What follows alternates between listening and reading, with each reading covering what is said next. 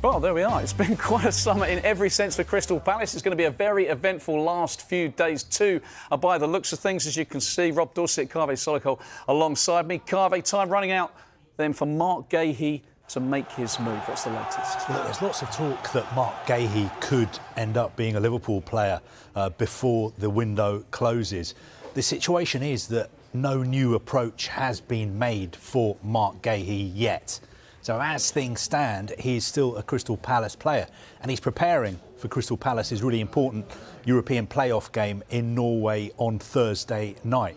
Now, he's turned down the offer of a new contract, and he's in a really, really strong position. Of course, he's aware that Liverpool are interested in signing him, and I think if the price was right, Crystal Palace would let him go if they can sign a replacement. And we know they're in the market to try and sign a replacement. And the reason I say he's in a really strong position is because he knows in January he could sign an agreement with a foreign club, because he'll be a free agent next summer. And the kind of clubs we're talking about are clubs of the calibre of Real Madrid, Barcelona, Juventus. Those could all be options for him in January. That's why I think, compared to some of the other players who are very unhappy with their situations and are trying to force through a move, Marc Guehi is not in that boat at all. He is very happy at Crystal Palace until he's told that the situation has changed. It's a really interesting one, Carver, isn't it? Because you and I have both been working on this story, and I think it's pretty clear that there's quite a lot of power in Marc Guehi's hands here. I think both clubs have kind of backed off for him to decide what he wants to do, is the impression I get from talking to people. And so, and I think he's a little bit conflicted about what he wants to do, because he has an incredible loyalty to Crystal Palace. They've given him an opportunity that got him into the England squad, and so he isn't absolutely convinced that now is the right time to leave, when he's got all those options that Carvey's talking about next summer as well.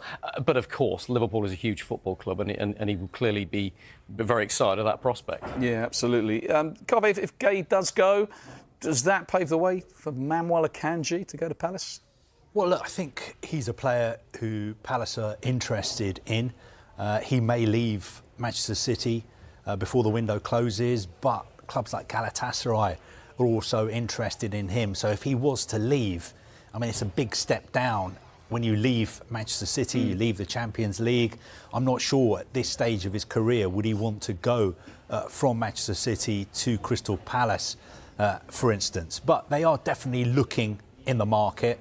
A lot of agents are aware of the fact that Crystal Palace want to sign another centre-back. And the reason they want to sign another centre-back is because they don't want to lose Marc Guehi for nothing next summer. I think some people at Crystal Palace would be happy for him to stay and leave for nothing next summer. I think some people at the club think, let's get another season out of him, and he's happy to stay. But I think if you speak to sort of agents and intermediaries, a lot of people are working on potentially trying to get a centre-back into Crystal Palace. Just with all these kind of angles on Marc Guehi, is it a risk for him to be playing Thursday night? Because whenever the moves are getting close and deadlines are approaching, he's got a plastic pitch in Norway, I understand, on Thursday night, and we don't know what can happen. Well, we had the sort of whole on-off situation with Ebre Eze.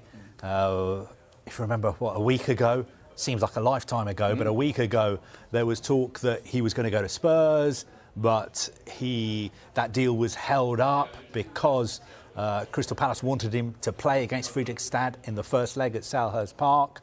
And then when he agreed a deal with Arsenal, he didn't play in that game because Oliver Glasner said he didn't feel right mentally and physically. But I think the Guehi situation is different because he's happy to play. He knows he's a Crystal Palace player until he's told differently. Now, it is a little bit of a risk for Crystal Palace, of course, because if they are planning on selling him after the game on Thursday, then, as you say, playing on a plastic pitch in Norway maybe could be a little bit tricky. But I think Marc Guehi's got a very good injury record, and it's not the kind of plastic pitches that you and I were used to when we were kids. I think they're a bit more advanced and developed. Rob, Kaveh mentions Ebre Eze, of course, who's gone now to Arsenal. That money is there to be spent. They obviously were talking about wanting replacements before he went. Bilal El Khannouss looked like that might be happening. I understand you've been digging around, it's dead in the water. Yeah, we've just broken this story in the last 20 minutes or so on Sky Sports News. My understanding was that Leicester and Palace were very close to doing a deal for Bilal El Khannouss at around £32 million. But then it just stalled a little bit last week with discussions over a structure of payments. And since then, Leicester have sold James Justin to Leeds and Casey McAteer to Ipswich. And I've been told that has cleared their PSR concerns, and so they now don't need to sell. And so that's changed the ballpark entirely from Leicester City's perspective. And I'm told, from their perspective, the deal to take El Khannouss to Selhurst Park is now dead.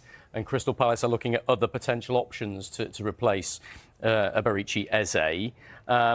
I mean, look, Palace had indicated they were prepared to pay £32 million potentially for El Khannouss in a structured deal. I'm now being told that Leicester are adamant they want £35 million and they want that up front because they don't need to sell now. Their circumstances have changed. So, look, that's just hot off the press. We'll see how that develops over the coming hours. But at the moment, it looks that one is dead. Do you think if he stays at Leicester, would he be able to be reintegrated into the first-team squad?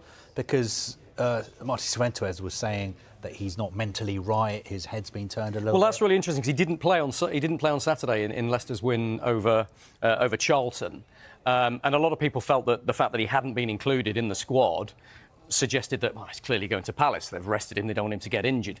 Not so, as I understand it. You're right in Cifuentes feeling that his head wasn't right. His head had been turned by Crystal Palace.